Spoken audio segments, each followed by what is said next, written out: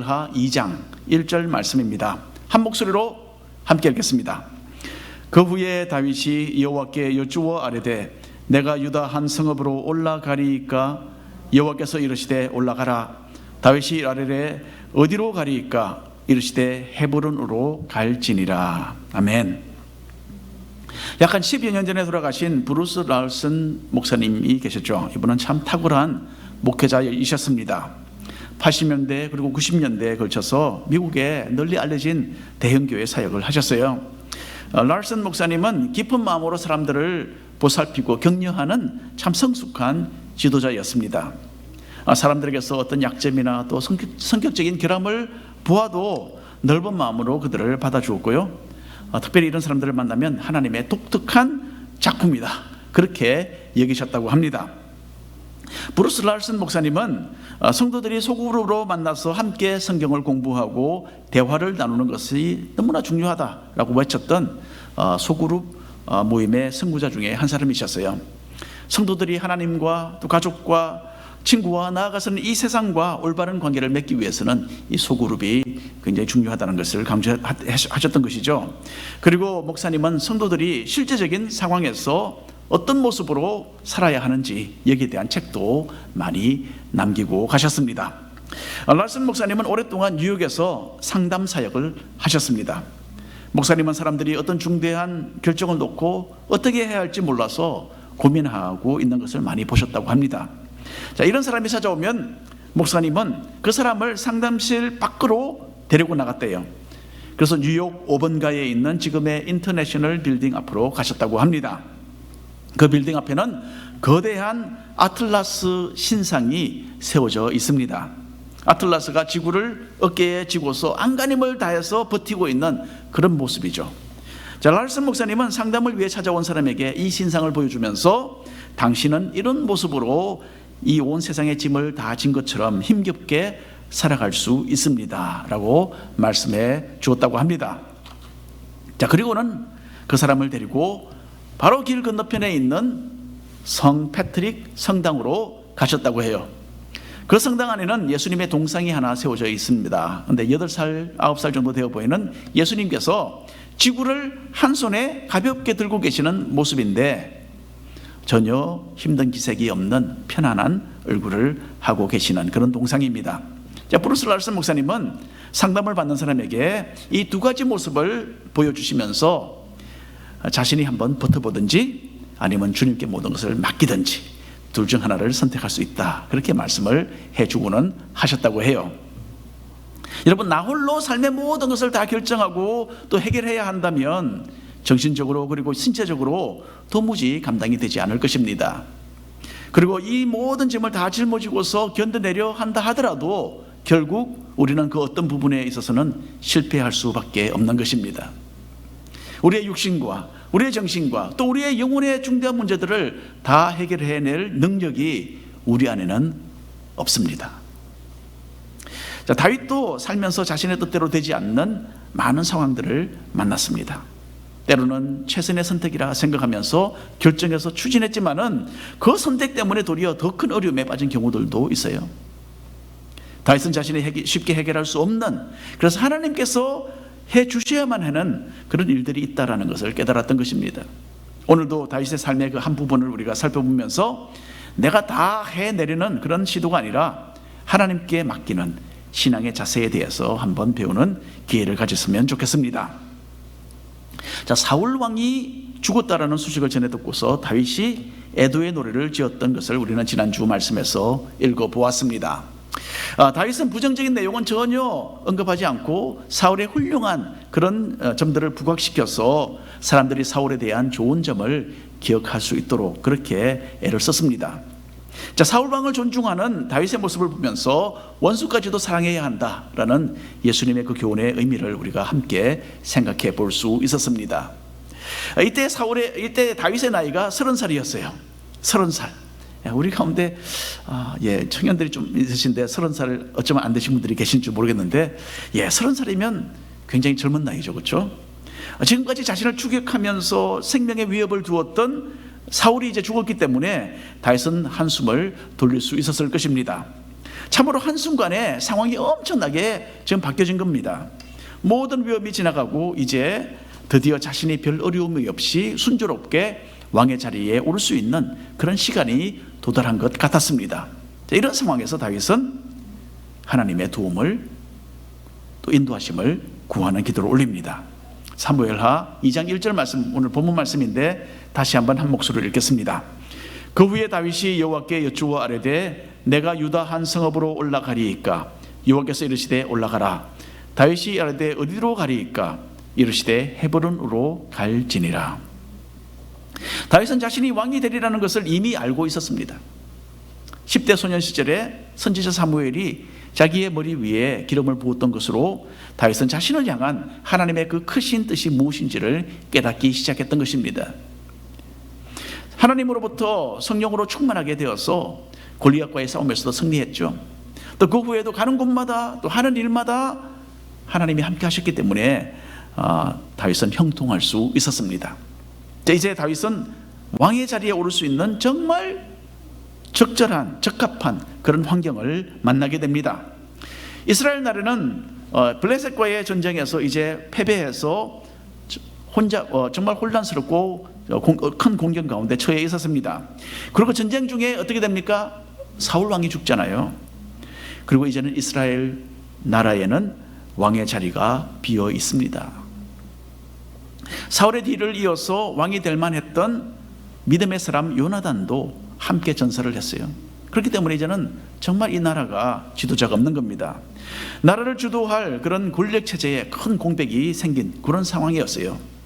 이때 다윗은 이스라엘 전국에서 자기에게 충성된 사람들을 불러 모아서 큰 세력을 형성할 수도 있었습니다.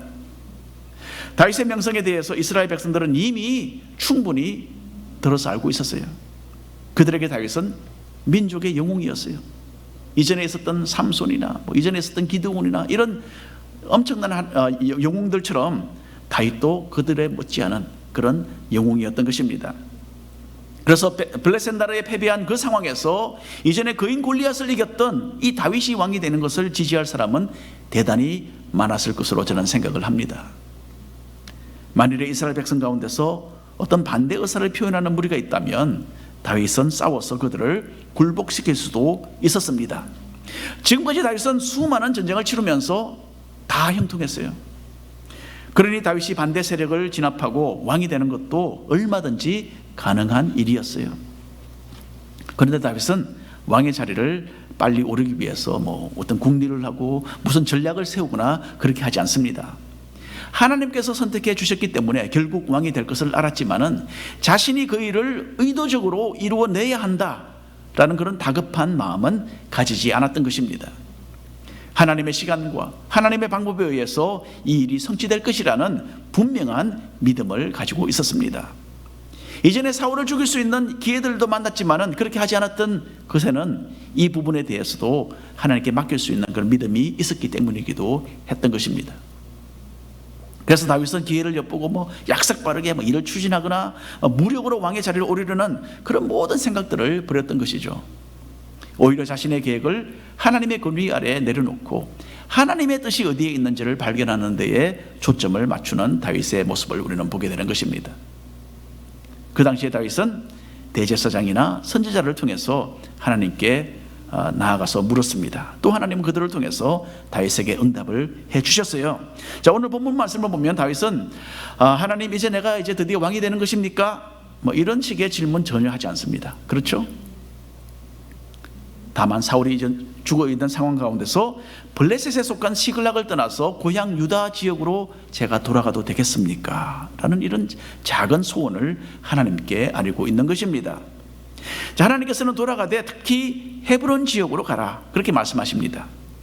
다윗은 하나님의 지시 그대로 자신과 부하들의 그 모든 가족들을 이끌고 시글락을 떠나서 이제는 자신의 종족 유다 지파에 속한 헤브론으로 돌아가서 거기에 정착을 합니다.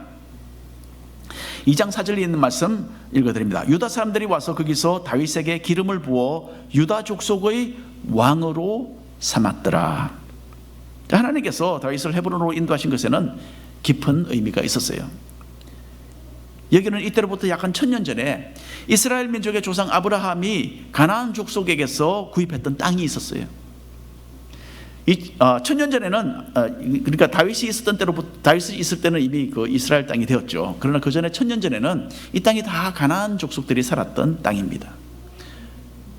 하지만 아브라함은 여기에 하나님께서 이 땅을 자기에게 주실 것이라는 그 약속을 받죠. 그리고 그 땅에 믿음으로 살았습니다.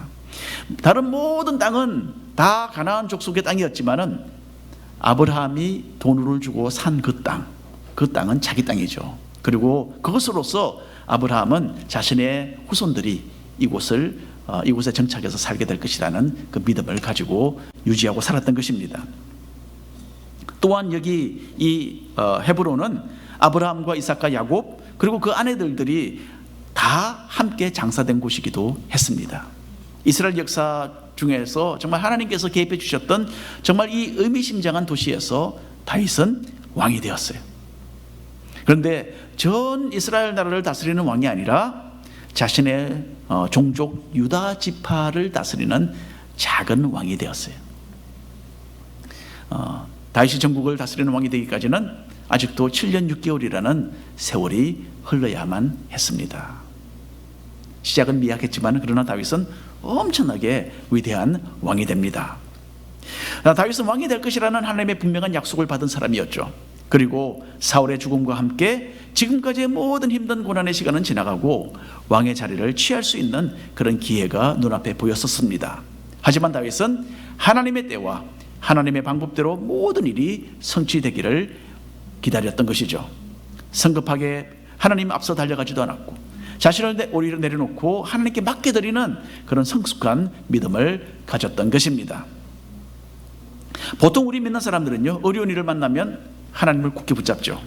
그리고 기도하면서 주님 하면서 그 어려운 상황을 극복해 나갑니다.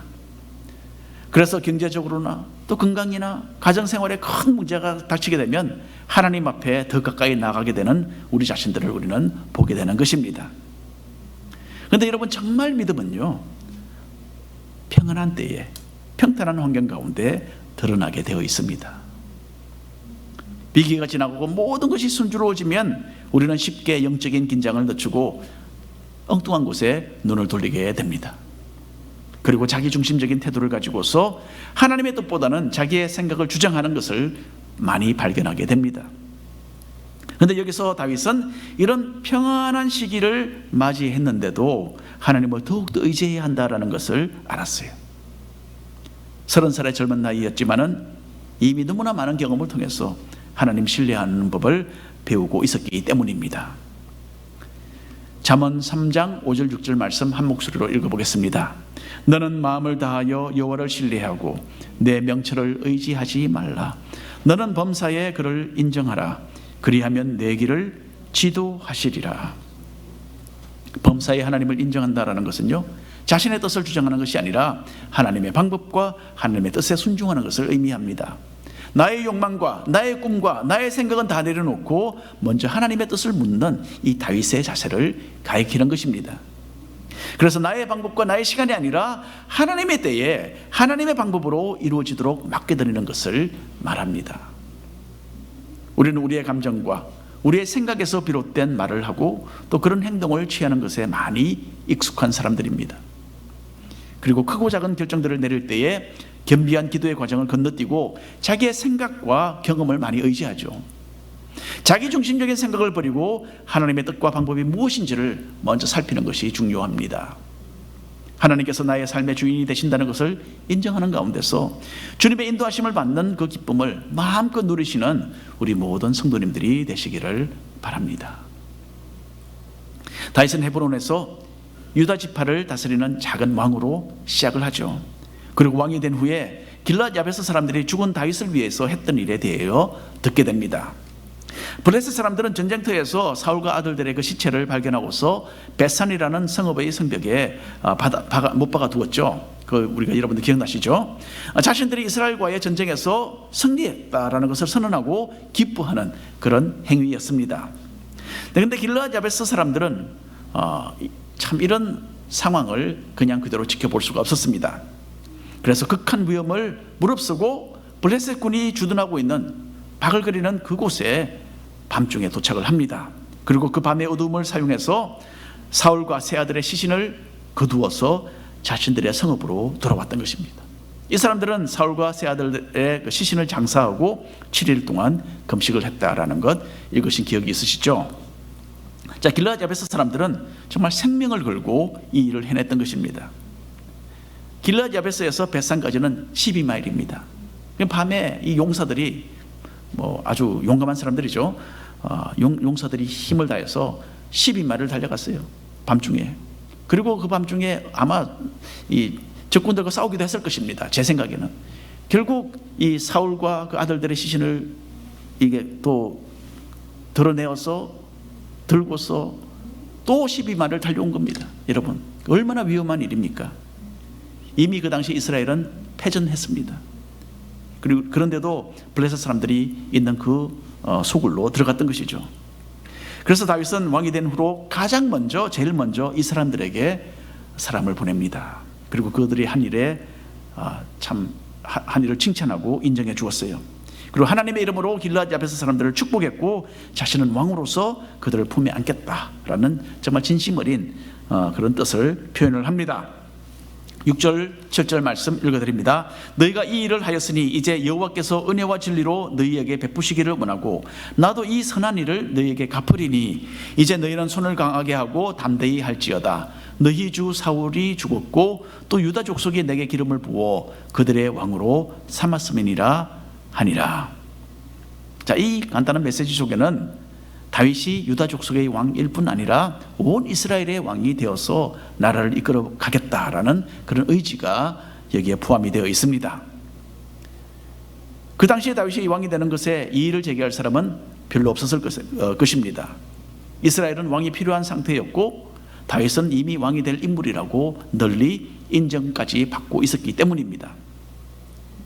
그런데 이 길르앗 야베스 사람을 비롯해서 이스라엘 사람들이 다윗에게 오지 않습니다. 다윗을 인정하기까지는 7년 반이나 걸려요. 왜 그렇습니까? 다윗의 앞길을 가로막는 사람이 하나 있었어요. 아브넬이라는 사람입니다. 아브넬은 사울 왕의 군대를 지휘하던 장군이자 또 사울과는 사촌 형제지간이었어요. 우리는 사무엘상을 읽으면서 아브넬 장군 몇 번 만나보았습니다. 아브넬은 어린 다윗이 골리앗을 대항해서 싸우러 나갈 때에 다윗 왕 곁에 보좌하고 있었습니다. 그래서 사울 왕 곁에 보좌하고 있었죠. 그래서 사울과 서로 이게 대화를 나누는 것을 읽어본 기억이 있을 것입니다. 그리고 또 아브넬은 사울이 군사를 거느리고 다윗을 잡으려고 쫓을 때에도 사울 곁을 지키고 떠나지 않았던 사람입니다. 한 번은 사울이 3,000명의 군사를 이끌고서 다윗을 추격할 때에 어느 한 지점에 와서 진을 치고 잠이 들었던 적이 있습니다. 그런데 하나님께서 그들에게 아주 깊은 잠에 빠지도록 하셔갖고 다윗이 자기들의 부하와 함께 안전하게 피할 수 있도록 해주셨어요. 그때 다윗은 부하 아비새와 함께 그 사울의 진영으로 들어갔었습니다. 다 자고 있으니까. 사울은 중앙에서 자고 있고 아브넬과 군사들은 사울을 호위에서 둘러싸고 겹겹이 둘러싸서 잠들어 있었던 것이죠. 모두가 다 하나님께서 주시는 그 깊은 잠을 자고 있었고 그때에도 다윗은 사울을 죽이려는 부하 아비새를 막죠.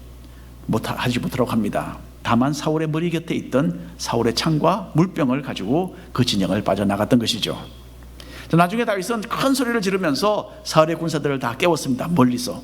그리고는 아브넬에게 이르기를 너는 온 이스라엘에서 정말 뛰어난 용사인데 왜 너의 왕 사울을 잘 호위하지 못하느냐. 그렇게 아브넬을 크게 꾸짖었던 적이 있습니다. 그리고 그때 사울은 이렇게 말을 하죠. 만일 왕을 충동시켜 나를 해하려는 이가 여호와시면 여호와께서는 제물을 받으시기를 원하나이다마는 만일 사람들이면 그들이 여호와 앞에 저주를 받으리니. 여기서 사울은 정말 물론 사울은 이 스스로가 다윗을 많이 미워했습니다. 그런데 또 그 주변에는 사울을 충동시키는 사람들이 있었던 것이죠. 다윗이 당신을 죽이고 왕이 되려고 하니까 빨리 다윗을 제거해야 합니다 라고 그렇게 악한 조언을 해주는 사람들이 있었던 것이죠. 그리고 아브넬이 바로 그 중에 하나였던 것입니다. 그래서 다윗은 여기서 아브넬이 들으라고 이렇게 이 말을 해주고 있었습니다. 이제 사울이 죽은 후에 아브넬은 여전히 다윗을 견제하는 인물이 되었어요. 아브넬은 다윗이 왕이 된 후에도 다윗을 반대하는 작업을 계속했습니다.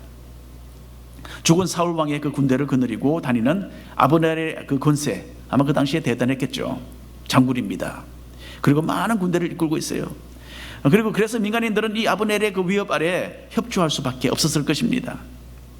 결국 아브넬은 다윗이 유다 족속의 왕으로 즉위한 지 5년 후에, 그 5년 동안 작업을 한 거죠. 5년 동안 선거 작업을 하고 5년 후에 사울의 아들 이스보셋을 왕으로 세웁니다. 오랫동안 많이 골치를 썩였던 그런 인물입니다. 그렇죠? 자, 사무엘하 2장 8절 9절 함께 읽어보겠습니다. 한 목소리로. 사울의 군사령관 넬의 아들 아브넬이 이미 사울의 아들 이스보셋을 데리고 마하나임으로 건너가 길르앗과 아술과 이스라엘과 에브라임과 베냐민과 온 이스라엘의 왕으로 삼았더라. 이 지역들을 막 다니면서 요즘으로 말하면 선거운동을 펼쳤고, 결국 이 사울의 다른 아들 이 이스보셋을 왕으로 세우는 그런 일을 하게 됩니다. 자, 이스보셋은 왕이 되었어요. 하지만 실제 권력은 누구에게 있습니까? 자기의 오촌 아저씨가 되는 아브넬이 모든 실권을 다 쥐고 있는 겁니다. 아브넬은 자기 스스로도 결국 왕이 되겠다는 그런 야망을 가졌던 것 같습니다. 다만 임시적으로 힘이 없는 조카 이스보셋을 곡도가시 왕으로 세워서 자신의 뜻을 추진하고 있었던 것이죠. 아브넬은 자기의 욕망을 채우기 위해서 다윗을 대적했습니다. 아브넬이 아니었더라면 다윗은 이미 온 이스라엘의 왕으로 즉위할 수 있었을 것입니다. 아브넬은 다윗이 하나님께서 선택하신 이스라엘의 왕이라는 것도 너무나 잘 알고 있었어요. 사무엘하 그 다음 장 3장을 보면 그 내용이 나옵니다. 몰랐던 것이 아니에요. 너무나 잘 알았어요.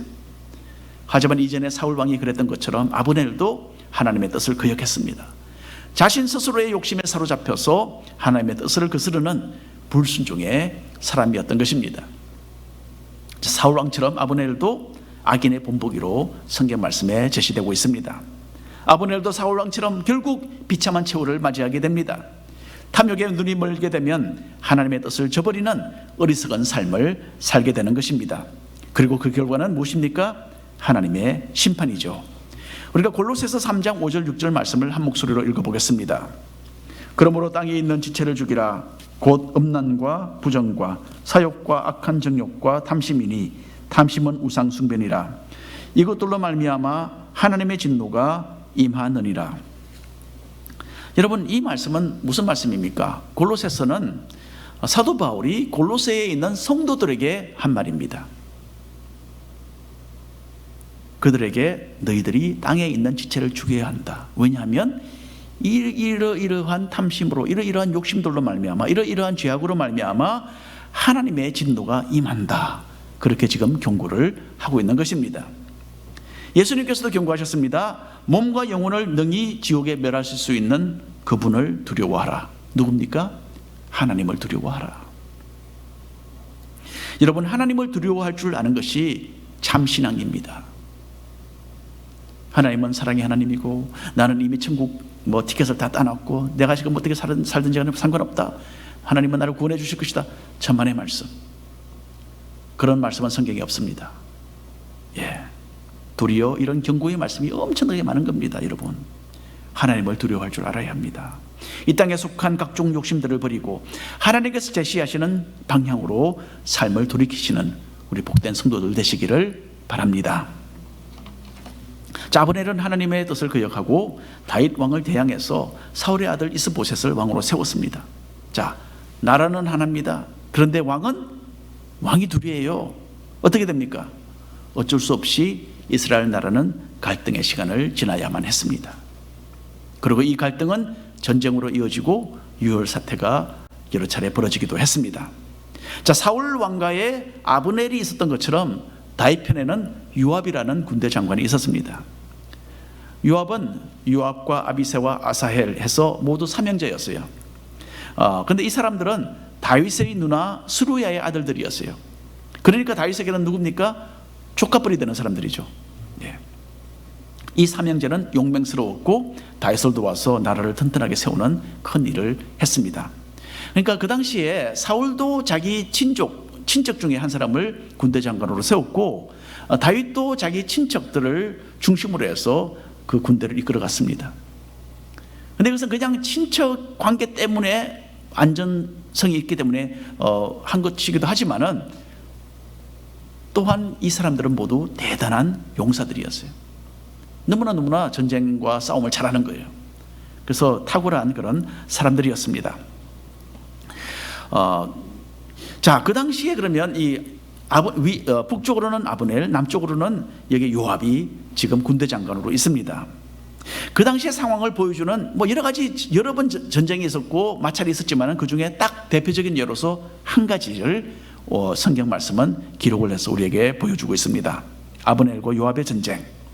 자, 아브넬은 사울의 아들 이스보셋을 대표해서 군대를 이끌고 남쪽으로 다윗이 있는 지역으로 접근해 왔습니다. 요압도 다윗의 군사들을 이끌고서 나가서 아브넬을 맞이했어요. 여기서 이제 이스보셋이나 또 다윗은 직접 이렇게 전쟁에 가담하지 않았습니다. 군대 장관들이 대신 나가서 싸운 거죠. 자, 그래서 먼저 아브넬이 싸움을 걸어왔어요. 그래서 이어서 치열한 전투가 벌어집니다. 이 내용이 아주 긴데, 그래서 우리가 다 보지 않고 이 줄거리만, 그리고 그 결론만 골라서 보겠습니다. 여러분 재미있는 내용이니까 직접 가서 한번 읽어보시면 좋겠습니다. 사무엘하 2장 17절, 30절, 31절 말씀인데요, 제가 읽어드립니다. 그날의 싸움이 심히 맹렬하더니 아브넬과 이스라엘 사람들이 다윗의 신복들 앞에서 패하니라. 요압이 아브넬 쫓기를 거치고 돌아와 무리를 다 모으니 다윗의 신복 중에 19명과 아사헬이 없어졌으나 다윗의 신복들이 베냐민과 아브넬에 속한 사람들을 쳐서 360명을 죽였더라. 여러분, 이런 전쟁이 있겠습니까? 한쪽에는 20명이 죽었고 다른 쪽은 360명이 죽었어요. 그때는 대량 살상 무기가 있는 것도 아니었고 다 각자가 그냥 손에 칼을 들고서 싸우는 그런 때였습니다. 그런데 이렇게 엄청난 차이가 났어요. 이 전쟁에서 삼형제 중에 하나인 아사헬이 안타깝게도 죽게 되죠. 그리고 아사헬을 포함해서 요압 쪽에서는 모두 20명, 다윗의 군사는 20명이 전사를 합니다. 반면에 아브넬 편에서는 360명이 목숨을 잃었어요. 18대 1입니다. 18대 1. 아브넬은 자신의 그 교만한 도발로 인해서 큰 피해를 입고 돌아갔습니다. 그리고 전쟁이 있을 때마다 이런 비슷한 결과가 계속 되풀이되는 거예요. 아브넬은 권력을 손에 쥐어보려는 그 욕망 때문에 하나님의 그 분명한 뜻을 거역하고 다윗 왕을 대적했습니다. 이것으로 인해서 이스라엘 나라는 큰 몸살을 앓게 되었고 사람들의 아까운 그런 목숨이 무의미하게 흡입되었던 것이죠. 그리고 다윗은 점점 더 강해졌고 아브넬과 이스보셋은 점점 더 약해져서 날이 갈수록 그 세력이 기울어지고 땅에 떨어졌던 것입니다. 하나님의 뜻을 거역하는 사람은 실패할 수밖에 없지만 하나님을 찾고 섬기는 사람은 은혜를 입고 형통하게 된다라는 그 성경의 교훈을 우리가 여기서 얻을 수 있습니다. 그래서 오늘 결론의 말씀을 드립니다. 우리 자신에게는 우리의 육신과 우리의 정신과 영혼의 모든 갈망들을 다 이룰 그런 능력이 없습니다. 내가 원하기 때문에 나의 시간에 나의 방법으로 이루고 말겠다라고 아무리 결심을 해보아도 우리는 여지없이 실패하고 마는 것입니다. 성공의 열쇠는 오로지 모든 것을 하나님께 맡기는 데 있습니다. 잠언 16장 3절 말씀입니다. 함께 한 목소리를 읽겠습니다. 너의 행사를 여호와께 맡기라. 그리하면 내가 경영하는 것이 이루어지리라. 아브넬은 거머쥐려는 그 탐심 때문에 실패자의 길을 걸었던 사람입니다. 다윗을 왕으로 삼으시려는 하나님의 뜻을 알면서도 그것을 거역하면서 자신의 길을 고집했던 것이죠. 이로 인해서 무사람들에게 말할 수 없는 고통을 안겨다 주었고 자신도 하나님의 심판의 대상이 되는 어리석은 삶을 선택했던 것입니다. 이와는 달리 다윗은 왕위를 손에 넣을 수 있는 아주 좋은 기회를 얻었죠. 하지만 자신의 마음을 다스리고 하나님께 모든 것을 맡겼습니다. 상황이 순조로울 때에 자만심에 빠진 것이 아니라 더욱더 하나님 중심으로 살았고 하나님의 뜻을 추구하며 살았던 다윗입니다. 이렇게 하나님의 마음과 연합되었던 다윗은 하나님의 뜻이 자신의 삶 속에 성취되기 시작하는 것을 보는 그 복을 누렸던 것입니다. 찬양, 우리가 잘 아는 CCM 찬양 중에 이런 찬양이 있죠. 주님의 시간에 그의 뜻 이루어지리 기다려 하루하루 살 동안 주님 인도하시리 주 뜻 이루어올 때까지 기다려라는 찬양이 있습니다. 내가 마땅히 주장할 수 있다라고 생각하는 그 권리를 포기하는 것이 하나님께 맡겨드리는 것입니다. 나의 뜻이 아니라 하나님의 뜻이 이루어지기를 원하는 것이 하나님께 맡기는 것이죠. 나의 방법이 아니라 하나님의 방법으로 되기를 원하는 것이 바로 하나님께 맡기는 것입니다. 하나님의 뜻이 하나님의 때에 하나님의 방법으로 이루어지도록 믿고 의지하고 인내하시는 복된 성도들로 살아가시기를 축원합니다. 기도합니다. 주 하나님